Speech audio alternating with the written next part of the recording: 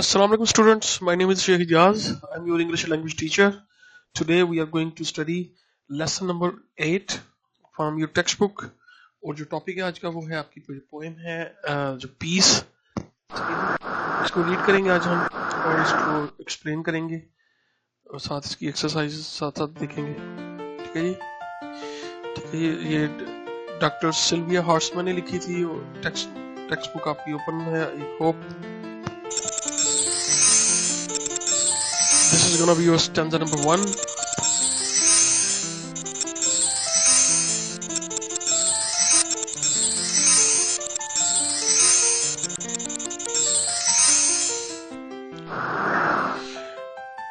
The wind is now, ab hawa, a roaring, smashing monster of destruction. एक चिल्लाती हुई, शोर करती हुई, तोड़ती फोड़ती हुई, चीजों को तबाह करती हुई मॉन्स्टर ऑफ डिस्ट्रक्शन है। ठीक है, ये जैसे आप देख रहे हैं तस्वीर मॉन्स्टर की, एक तबाही का, बर्बादी की एक बला है। रेकिंग ऑल मैन्स वर्क, इंसान के तमाम काम काज को, जो कुछ भी इंसान ने बनाया है, बिल्ड किया है, उसको जड़ों से उखाड़ देती है, तबाह कर देती है। From the valleys, from the devils and sends them spinning, broken flying. चाहे कोई चीज इंसान ने वादियों में बनाई हो, चाहे घाटियों में, इन सबको तबाह बर्बाद कर देती है, पाश पाश कर देती है। एंड सेंड देम स्पिनिंग, और उनके टुकड़े टुकड़े छोटे छोटे पीसेस करके उनको घुमाती हुई हवा में उड़ाती हुई उनके छोटे छोटे टुकड़ों को अपने साथ ले जाती है। जैसे कि आपने देखा होगा वो टॉर्नेडो या ट्विस्टर मूवीज में देखा होगा, वो कैसे बड़ी बड़ी बिल्डिंग्स को, दरख्तों को, जो कुछ भी उसके रास्ते में आता है उसको तबाह बर्बाद कर देता है और उसको अपने साथ हवा में उड़ाकर ले जाता है। तो यहाँ पर विंड का जो डिस्ट्रक्टिव पहलू है उसको शो किया गया है, और हवा को इसमें विंड को यहाँ पर मॉन्स्टर ऑफ डिस्ट्रक्शन यानी मॉन्स्टर ऑफ डिस्ट्रक्शन से तशबीह दी गई है, पर्सोनिफाई किया गया है। ये गाइस, ये वर्ड्स मीनिंग है सारे साथ लिखे हुए हैं। Rolling, railing, shouting, smashing, destroy या ब्रेक करना। ठीक है, स्पिनिंग, व्हर्ल, ट्विस्ट या rotate. I hope you're getting this. ये विंड का एक पहलू है। Let's get on to the next stanza. So before we go to the next stanza, इसकी हम explanation देखते हैं इस first stanza की। इसका रेफरेंस, अगर जो आपका जो स्टैंजा आता है उसका आपने रेफरेंस टू कॉन्सेप्ट क्वेश्चन आ जाए तो आपने रेफरेंस को ऐसे लिखना है। These lines been taken from the poem Peace written by Dr. Sylvia Horseman. Context यानी उसका जो मेन थीम है, जो मेन मरकजी ख्याल है, उसका कॉन्टेक्स्ट में आएगा। The poem depicts the two aspects of the wind. Wind के दो पहलुओं को डिपिक्ट करती है, उसकी खाका कशी करती है। One is callous, एक तो बड़ा उसका जालिम है, and dark है, and the other is gentle, और दूसरा जो उसका जो पहलू है वो gentle and bright है। Then the poetess concludes that the gentle and bright aspects of the wind is its reality. फिर आखिर में, आखिरी स्टैंजा में जो पोइटस है, जो शायरा है, वो कंक्लूड करती है, इस बात को नतीजा खज करती है कि जो जेंटल एस्पेक्ट, जेंटल और जो bright aspect of the wind है, इज इट्स रियलिटी, वो असल में विंड की रियलिटी है। ठीक है, यानी जिंदगी जो है सारों का और खुशी का एक मिक्सचर है। ठीक है, और हम कभी भी खुशी को, जो इसका असल थीम है, खुशी को कभी भी एंजॉय नहीं करते जब तक हम किसी मुश्किल से ना गुजर रहे हों। तो फर्स्ट स्टैंजा को हम एक्सप्लेन करते हैं।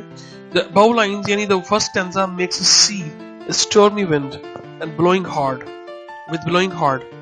That makes us see a stormy wind blowing hard, smashing things, demolishing buildings and leveling the debris, spinning in the air. Debris da malba tuta futa hua.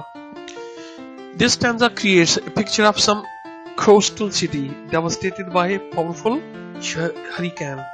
यानी ये जो स्टैंजा है एक साहिली शहर की पिक्चर हमें देता है जो कि तबाह हो जाता है पावरफुल विंड की वजह से, ये तूफान की वजह से।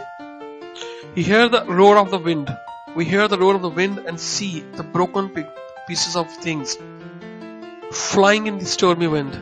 The image of the monster makes us frightened. We see its monstrous hands leveling buildings with a rake, The very stanza creates an image of strong tornado with things flying and spinning in it.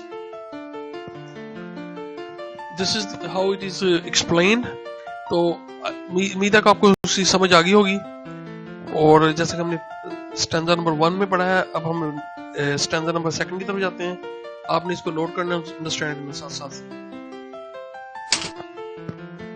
Stanza 2. But all of that is not its core center. Its center is in truth. Eternal stillness. Bright blue skies. And all you hear are gentle whispers, far away and unimportant. But all of that is not its truth. अब यहाँ पर जैसा कि हमने बात की थी कि इसका एक पहलू तो हमने पढ़ा है जिसमें विंड को बड़ा ही डिस्ट्रक्टिव या बहुत ही ज्यादा गुस्से में दिखाया गया है, लेकिन उसका जो दूसरा पहलू है यानी सिक्के का जो दूसरा रुख है वो बिल्कुल डिफरेंट है. उसमें क्या बताया गया कि but all of that is not it's cure. ये सब कुछ इसका सेंटर नहीं है. हवा का ये सब कुछ सेंटर नहीं है, यानी उसका मरकज नहीं है. It centers in truth, eternal stillness. हवा की जो असल जो हकीकत है वो इसका असल जो मरकज है इसकी अबदी यानी हमेशा रहने वाली पीसफुलनेस में है. Bright blue skies and all you hear, या जो कुछ भी आप सुनते हैं, और gentle whispers, हवा की gentle सरगोशियां हैं, far away दूर से हमें जो सुनाई देती हैं, एंड अनइम्पोर्टेंट, और हमें बिल्कुल मामूली सी नजर दिखती हैं या महसूस होती हैं.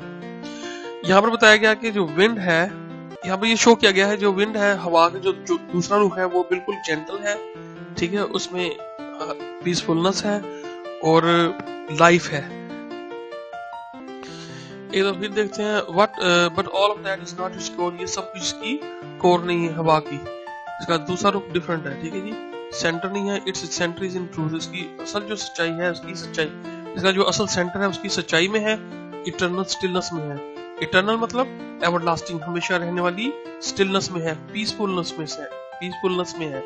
ब्राइट ब्लू स्काईज, नीला उजला आसमान, एंड ऑल यू हियर, या जो कुछ भी आप सुनते हैं, और जेंटल विस्पर्स, हवा की जेंटल विस्पर्स हैं, फार अवे दूर से आते हैं, एंड अनइम्पोर्टेंट, हमें बिल्कुल मामूली से लगते हैं. यानी जब हम अपनी जिंदगी में खुश होते हैं, हमारा अच्छा वक्त गुजर रहा होता है, तो हम उसको इतना उसको इतना जरा वो नहीं देते, अहमियत नहीं देते, ठीक है. तो अहमियत हम तब देते हैं अच्छे वक्त को जब हम बुरे टाइम से गुजरे. तो ये इसकी वो है एक्सप्लेनेशन है. ऐसे गाइस हम इसकी नेक्स्ट की एक्सप्लेनेशन की तरफ जाते हैं. रेफरेंस वही सेम है. This line be taken from the poem Peace written by Sylvia Hartman. Context is the same. और इसकी एक्सप्लेनेशन पढ़ते हैं. This stanza makes us hear the soft, sweet stream of air. It depicts the graceful and beautiful aspects of nature. Here the wind has taken the form of a gentle breeze. It has been personified as a lover who whispers heartfelt feelings into the ears of his beloved. Likewise, the husband and the hushed and low whispers of wind make everything blush. It imparts sweet sensations to every beautiful thing. The sky looks sunny, blue and cloudless. It makes everything feel quiet and calm. Quiet है, Q-U-I-E-T.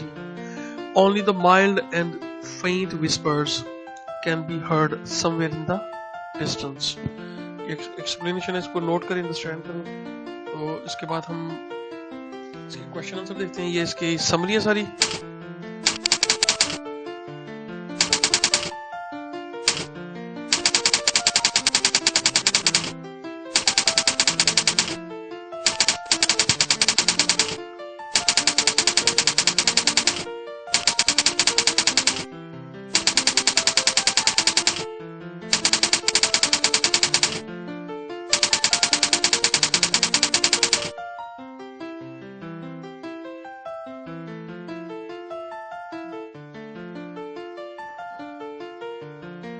You're required to note this down and learn. इसके बाद कल आपको मैं इसके question answer send करूंगा. What is the exercise? Until then, it's goodbye from me. Allah.